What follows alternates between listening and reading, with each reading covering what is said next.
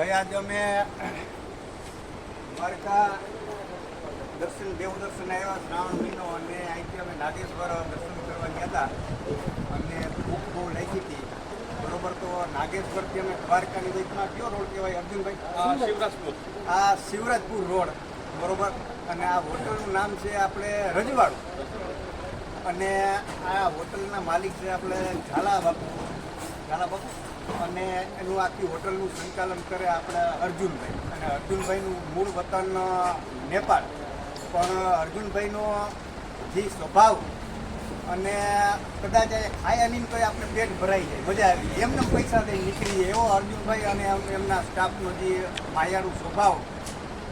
એટલે તો મારા પપ્પા ઘણીવાર કહેતા ભાઈ અર્જુનભાઈનો વિનય વિવેક અમને બહુ મજા આવી ગઈ કે શિસ્ત વગરની કૂચ નકામી, નીર વગરની સરિતા નકામી, રાગ વગરનું ગાવું નકામું, ઊંઘ વગરનું ઊંઘ નકામું, ગયના વગરનું ભણતર નકામું, પાયા વગરનું ચણતર નકામું, સમય વગરનું બોલવું નકામું, નીતિ વગરનું લેવું નકામું, આંધળા પાસે શૃંગાર નકામો, ડાયાબિટીસને ગડપડ નકામું, કૂળ નજાવી છોકરા નકામા અને બંદૂક વગરની આ ગોળી નકામી. તો અર્જુનભાઈનો સ્ટાફ બહુ સારો, અર્જુનભાઈનો પણ એટલો માયાળો સ્વભાવ.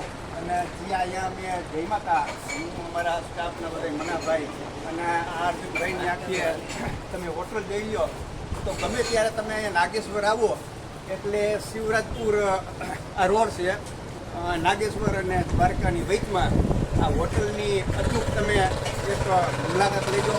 બહુ જમવાનું બહુ એકદમ ઘર જેવું સારું અને સુંદર કે તમારે અહીં જમવું ન પડે એવું અમે પેટ ભરીને જઈમાં ને બહુ અમને અહીંયા મજા આવી. તો ભાઈ ખૂબ ખૂબ તમારો ધન્યવાદ અને બહુ મજા આવી. પાછા ગમે ત્યારે આવશું ત્યારે તમારી હોટલની અમે મુલાકાત લેવું પડશે.